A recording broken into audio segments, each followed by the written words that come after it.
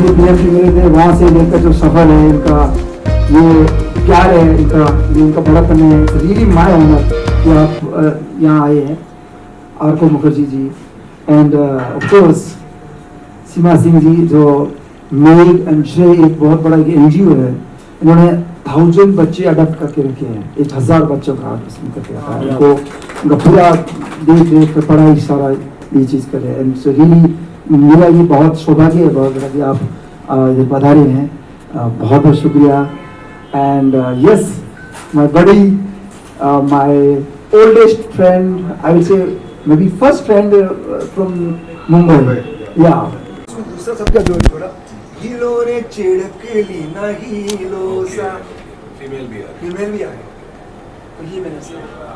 इसमें बहुत एक अलग थॉट है, पूरी एल्बम में अलग फ्लेवर्स हैं, आपने नेचर को इंक्लूड किया है इसमें, उसके बारे में नेचर का ऑफ कोर्स, जैसे जो गाना सावन है, म्यूजिकल स्टोन में नाम है, टाइटल सॉन्ग है, तो उसमें सावन जो है ऑफ कोर्स महीने के बारे में है, बरसात के बारे में है, बादल के बारे में है, ऑफ कोर्स देन जो नेचर की बात करें तो जो जैसे एल्बम का नाम है वो नाम ही डेजर्ट रोज रखा है, रेगिस्तान रो गुलाब, तो गुलाब नेचर के बिना तो आ नहीं सकता। बस आपको आपसे जानना चाहेंगे, आपकी दोस्ती मामे के साथ बहुत पुरानी है, how did you all get together and actually हम मिले थे दिल्ली में एक शो के वक्त, म्यूजिक फेस्टिवल में, बट वो किसी कुछ लोगों का हो जाता है, यू नो, कॉन्टैक्ट्स मिलते तो सबसे ही है, but there are some people in the industry who are closer to each other. मामे ने मेरे लिए एक ही बार रिकॉर्ड किया है, अभी तक वो गाना रिलीज़ नहीं हुआ और वो होने वाला है early next year, so we are looking forward to it. And touch wood, जो आज मैंने देखा तो I am even more excited because this album is so beautiful. और जो जैसे मैंने कहा इससे पहले कि इस किस्म के एल्बम आजकल बहुत कम हो रहे हैं। The more focus has come towards single and quick, everything quick turn off money business wise also, and quickly गाना दे दो। लाइक मामी was saying कि एक कॉम्पोजिशन जो तगड़ा कॉम्पोजिशन होता है वो बनने में काफ़ी वक्त लगता है, वो सच के आने में, धुन शायद आपके मन में आ जाए लेकिन वो पूरी तरीके से सजने में समय लगता है। और इस एल्बम में जो all the musicians, Chandran is sitting with us and also sir on the guitar, he was with us, but all of them who have played on this, they are all like अकेले ही वो perform करने के काबिल है सब musician यार। तो वो चीज़ एक साथ इतना खूबसूरती से आया है, जो गाना मैं सोच रहा था कि शायद ऐसा ना हो जाए, कभी कभी ऐसा होता है when there are great people coming together, it's very difficult for the song to come together as a unified product, but वो भी कितने खूबसूरती से आया in the Sawan song. So I want to congratulate मामे। बस ये मेरा एम शुरू से ये रहा, अभी भी यही है कि मैं जो कोई भी गाना बनाऊँ वो एक दिन के लिए ना बनाऊँ, ना एक महीने के लिए, जनरेशंस के लिए, ये एम है बस। ये this is the rest all audience. और जैसे ये कह रहा था कि 3 गाने थे तो अंजलि जी ने बोला कि 3 और हो जाए, तो ये ऐसे थोड़ी होते, तो वो कौन से 3 थे मैं नहीं बता सकता। All of them are looking equally good and the ideas, मुझे एक और चीज़ लगा, I want to give him credit for कि the ideas are unique in each song. The approach, I am sure पूरी टीम का काम है ये, तो सबको बधाई इस चीज़ के लिए, सबको बधाई। हर गाने में एक नयापन है और एक एक्सपेरिमेंटेशन है और मेलोडी है जो सबसे मेलोडिक है। सो मुझे बहुत मज़ा आया, आई एम श्योर आप सबको भी उतना ही मज़ा आया। हर गाने का अलग थॉट है, अलग एहसास है, अलग। सर आपसे एक सवाल है कि रंग रंगीलो राजस्थान कहा जाता है, उसके बाद रेगिस्तान रो गुलाब, क्या उसी तरह ब्रांड बनेगा? वेल ब्रांड हम लोग, मतलब मैं ऐसा ही ब्रांड बनाने वाले तो ऑडियंस है, जनता है, आप लोग हैं, हम लोग तो कोशिश करते हैं। राजस्थान का गुलाब किसे मानते हैं आप? रेगिस्तान का गुलाब अगर पूछा जाए, देखिए रेगिस्तान में गुलाब, तो जो रेगिस्तान में गुलाब है तो बहुत रेयर, और होते भी अगर होते हैं तो बहुत ही मतलब रेयर और यूनिक और बिल्कुल अलग अलग होता है, उनकी खुशबू अलग होती है। तो मैं मेरे जो ये म्यूजिकल चाइल्ड है उसको मैं उस उस हिसाब से देखता हूँ, जजमेंट्स के हिसाब से। आपसे यहाँ जानना चाहती हूँ, सिर्फ ये नहीं, आर्टिस्ट ने मांग लिया, जब हाँ, नहीं आज मांग लिया, ना हमेशा इतना हाई पिच क्यों होता है? क्या फोक है, स्पेशली राजस्थान फोक जैसे का आप फॉलो करते हैं, उसमें लो नोट्स नहीं होते क्या? मैं मेरी अपनी नॉलेज के लिए भी पूछ रही नहीं, हूँ। आप सही है, बट इस एल्बम में लो नोट्स भी है why I'm there. जिसमें इस एल्बम में जैसे आवाज से है वो बिल्कुल लो और लो पिच पर है, और अलग एहसास में जिसको स्लो में गाया, क्या बोलते हैं भाषा में उसको, trophy lofi, that's the new term. ये आजकल नया सब मिला Reverb, slow, lo-fi.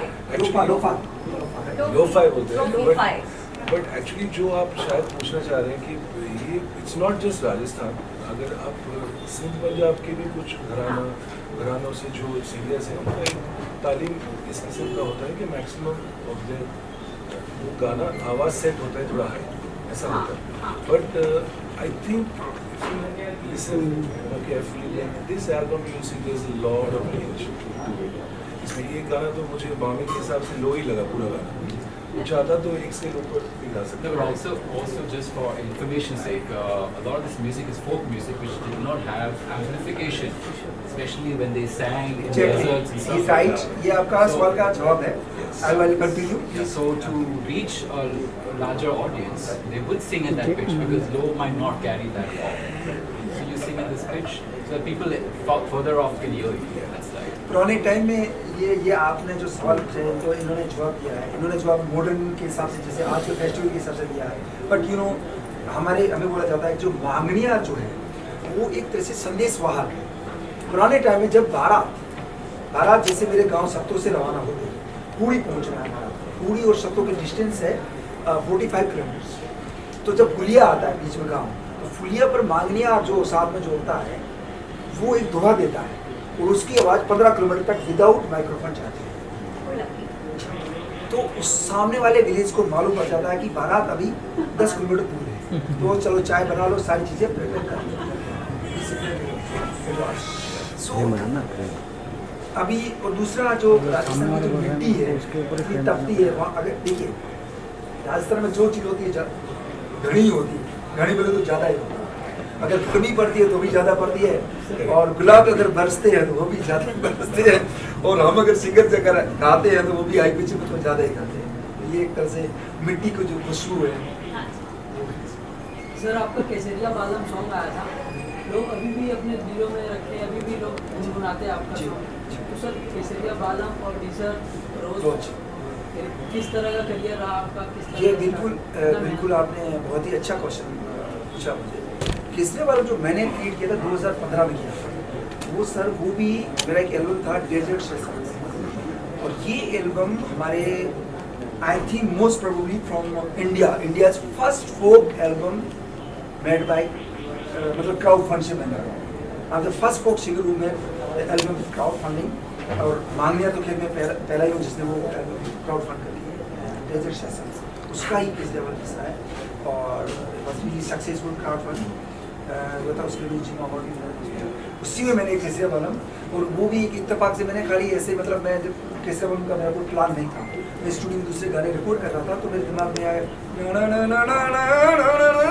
ऐसे कर रहा था, दिमाग में यार बहुत अच्छा जा रहा, क्योंकि जो पहला केसरिया बालम है वो दादरा में गया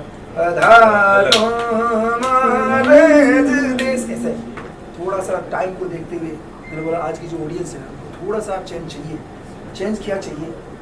आबोनी पधारो मारे देश देने सरे, आबोनी पधारो मारे देश, इतना चेंज किया और वो चेंज अच्छा होता है। We have British converts with us without singing a song together. We love it. Absolutely. Both of you, yes. together, what will you say? I think the song guy Purdy now- which you just mentioned.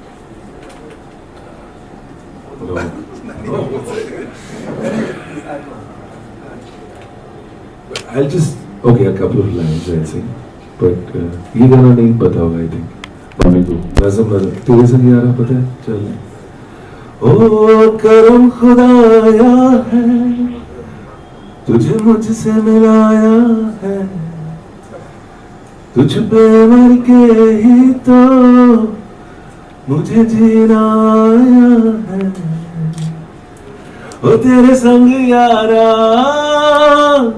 खुश रंग बहारा, तू रात दीवानी मैं जर्द सितारा।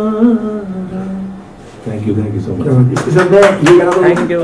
मैं मेरा वाला ही गाना अभी जो एल्बम का ही जोड़ देता हूँ। सजदों से सजी रात, रूहानी मुलाकात, शिद्दत भरी सौगात, हाँ कर ले दिलों की बात। सजदों से सजी रात, रूहानी मुलाकात, शिद्दत भरी सौगात, हाँ कर ले दिलों की बात। Thank you so much. Impromptu mashup. Because I wanted to hear more of that, but I'm sure your song is coming soon, and I would want you to add something about the album and for Santi and the DJ also. Yes, please. First of all, yes, it's definitely an honor. He's put us on a very high pedestal, but it's an honor to be part of an album with Mame for sure. For me as a musician, the music industry kind of changed in the last 10 years, where it did kind of sideline into the commercial business a little more, and a lot of the indie artists that we used to know of have kind of taken the sideline, or they have gotten into the commercial aspects of it. So to have an artist as brave as him to still do this, like he mentioned, a whole album is very amazing, and I congratulate him for doing that. And you know, musicians that come together to work together, like especially if they are of different categories, it's not about how good they are, but you know, we relate to where the heart is, and when the man has a heart like that, it's very hard to say no. So you know, yes, and the music is coming, I think, from that spirit and the heart. So when he brings an idea to us, it's never about the technicality and the musicianship, but it's more about just enjoying that heartfelt conversation with him, and that music that's coming out is what you're hearing. So it's more of a conversation. And yeah, I mean, and to manage a bunch of lions in the room, you gotta be a good lion tamer. So so I definitely gave him a lot of credit, and it's an absolute honor to be on this album. Also, another thing is that like I said, since even in indie music, to bring out the folk culture of India, which is the heart of the cultural you know, backbone of India, is also taken a sideline. So he's holding another very big torch in his hand to bring that cultural form. And an amazing thing that is happening through this music and this album is that we are kind of erasing those borders and lines between even genres. So it's not about Rajasthani music, it's not about jazz, blues, it's just music. And that's where it should be, you know. So the music is more international for me, and it's not just this way or that way. It's beautiful because it's just, it relates to everybody. And I hope it becomes an international success. Very well said. Thank you so much.